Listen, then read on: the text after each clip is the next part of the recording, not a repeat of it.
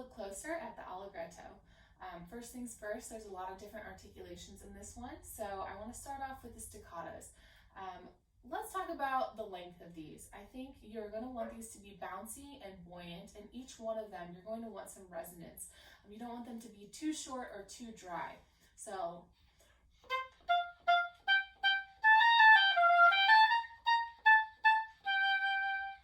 and one thing that's important to note is that you want to make all of your staccatos identical to each other. So a really common error is for the very last staccato to be lengthened before a slur. So something like this. And that's kind of an exaggeration, but you want to make sure as you are working on this that you don't fall into that trap of lengthening the last staccato. Make sure that they're all even and symmetrical throughout this excerpt. Another thing is I think you can bring out the contrast with the slurs and the staccatos, especially in this middle section. I'm going to start 3 lines down at the piano.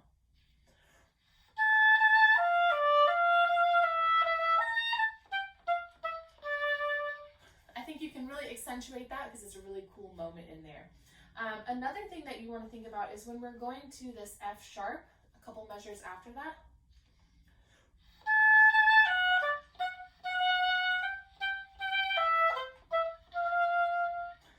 accentuate the F sharp because it's a new note thrown in there, and so you want to be going to the F sharp. I actually wrote an X above mine, dum, da, dum, bum, and then coming away afterwards. So that's the resolution. Another thing that you want to think about is the dynamic contrast. This has a lot of different dynamics written in, so I would go ahead and follow this roadmap for the excerpt and try to exaggerate them, especially if you're recording your audition this year. It's harder to hear the differences in dynamics, so whatever you can do to accentuate the contrast will help you out.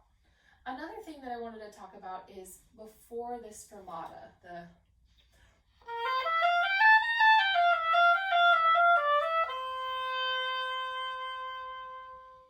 I think you can really be dramatic in this part because it almost sounds like an aria from an opera, or just a little, I don't know, a moment for you to kind of show some of your personality. So I would really lean into it, blow through it, make it sound legato and beautiful, and kind of schmaltzy before coming down to this fermata. And then I would take the time to maybe crescendo, decrescendo, and cut off the C fermata. And don't feel like you have to jump ahead into the next C. Da, dun, dun, dun. I would just cut it off and then take a breath.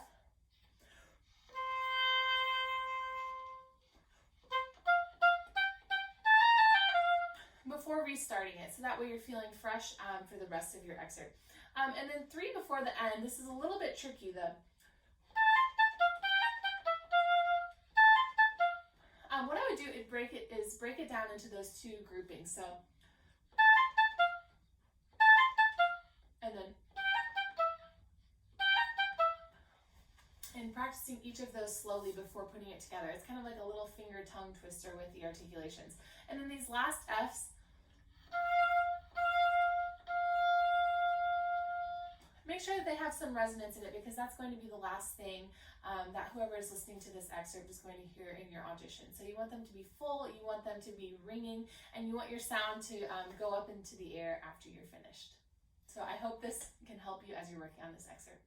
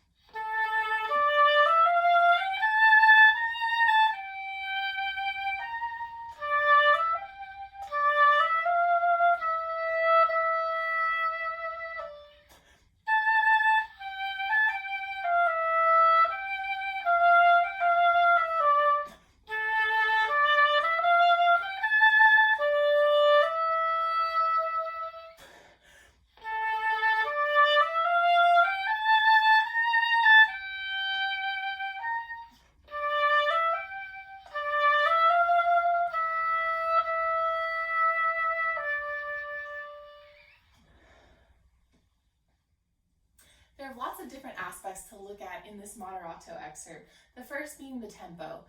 When I first started rehearsing this and learning this, I tended to go at a much slower tempo than what it's marked. So when you see that it's marked at 96, I would put that into metronome and see that it's actually quite brisk. So as this excerpt is longer than the others, the tendency is to kind of slow down in the rests or when you're taking a breath. So if that does tend to happen to you, I would try running this through with your metronome a few times to see the places where you slow down so you can make a mental mark of that for your audition. Another thing that you want to look at are these dotted 16th note rhythms. So it's very easy for these, I'm sure you've heard this before, to sound like triplets. So one exercise that I like to do is actually play out the subdivisions of the 16th notes. So looking at the very first line,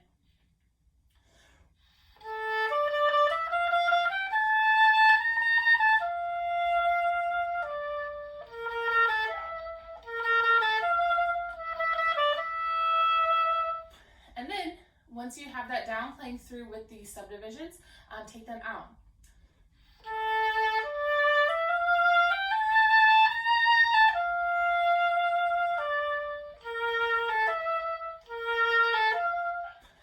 Like that. So that way you know you're getting the correct rhythm on all of these.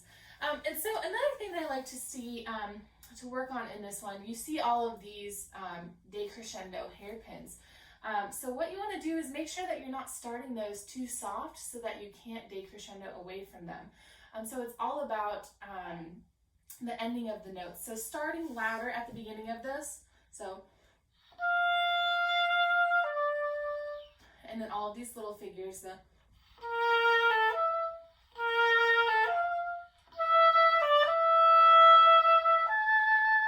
so that way the resolution is quieter than the point before it. So, and especially when you're going up, there's a few times in here when you're going up to an A or going up to a B, what I like to think of is just floating up to those notes instead of blowing your air at them.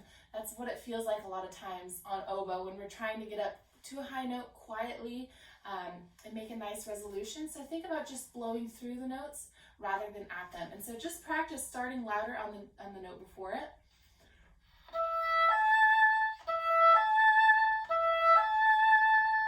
And then I would go to the next one.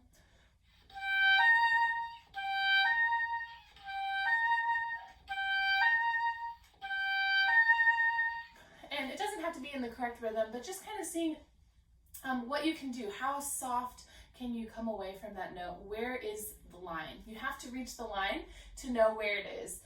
And another thing in this, I see that there's an optional D to E in the upper octave. The first time through I played it in the higher octave, and the second time through I played it in the lower octave. I think this is going to depend on what you're more comfortable with. I would try to go for the higher octave, and what you want to think about when you're in the high D to E range is really opening up your embouchure. I'm going to make sure I don't have any air in my octave key. Opening up your jaw, opening up the inside of your mouth, opening up your throat so you can use lots of air and blow into these notes. I think as oboists, we see these high notes and we think we're going to come away, we're going to drop our air, we're going to pinch because we don't want to be heard. And then it changes our tone quality and it changes the pitch. So think about playing the low octave first.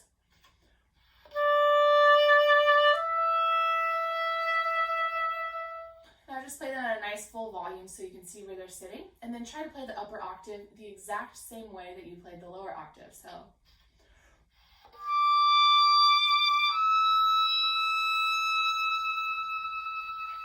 And the same thing that I mentioned before, practice blowing into it and coming away and seeing where is the bottom of that note. How soft can you make it? And that's where you can determine how loud you need to make the note before it, because you want to be able to show a contrast.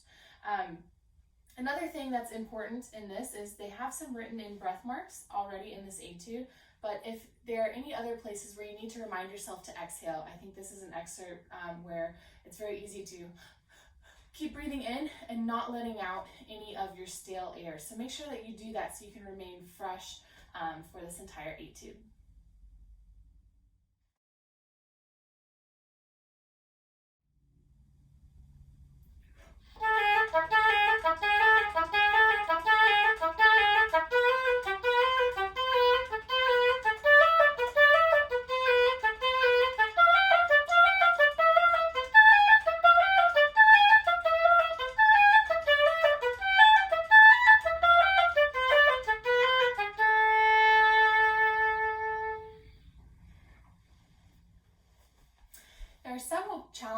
present itself in number 7. For one, we have this repeated pattern throughout the entire excerpt. So what's going to be important is that your articulations are very even and the same all throughout the excerpt. So you don't want some of your staccatos to sound like. There's lots of different ways to play a staccato. So whatever you do choose, you want it to be even throughout the excerpt.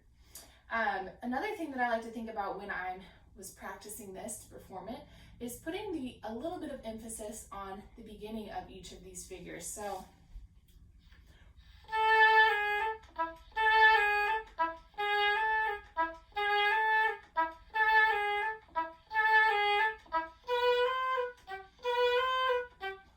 obviously you don't want it to be a ton, you don't want to get seasick while playing it, but just a little bit so you're leaning into it, and that way the staccato is nice and bouncy and full. So you want the staccatos to have a little bit of resonance to them as you go. And this opening line with the A and the G sharp. So obviously you could use your A to G sharp trill fingering, but for me on my oboe, it makes the pitch sound a little different. So I am using the full fingering from the A to the G sharp and from the G sharp to the A. And so what I like to think about is that my pinky and my 4th finger are moving together. So it's almost like a Lego hand where the top 4 fingers are stuck together. I like to think of these two moving in unison with each other. So as you're practicing this, just make sure that they're both going up and down at the same time to get that evenness. And once you get down to this middle line, when you get up to the Fs, if you have a left F on your oboe, I would go ahead and use that. For that one, I would use a right F, and then I would go back to the left F when you're having to switch back down to D. That just makes it easier as you're working through this. And the main thing is don't speed up too quickly for your audition if you cannot keep everything nice and even.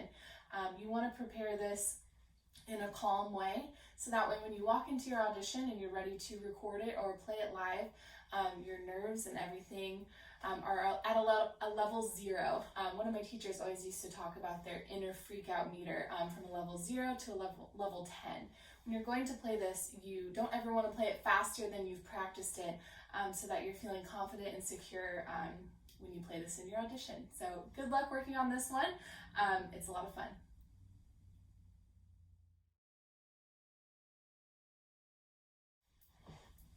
So a few more just audition tips as you're working to prepare these. What I would highly recommend is recording yourself on each of these excerpts. I would try to record yourself 10 to 12 times. And what this is going to do, it's going to highlight everything that you may be missing in your playing. When we're actually playing, we're not listening fully with our ears to what's coming out of the oboe.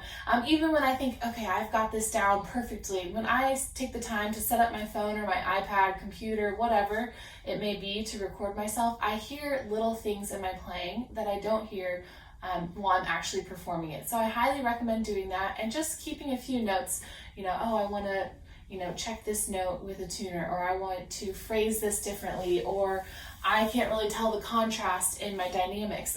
Being able to listen to yourself back on your phone, even if it's poor recording quality, will be able to show you a lot.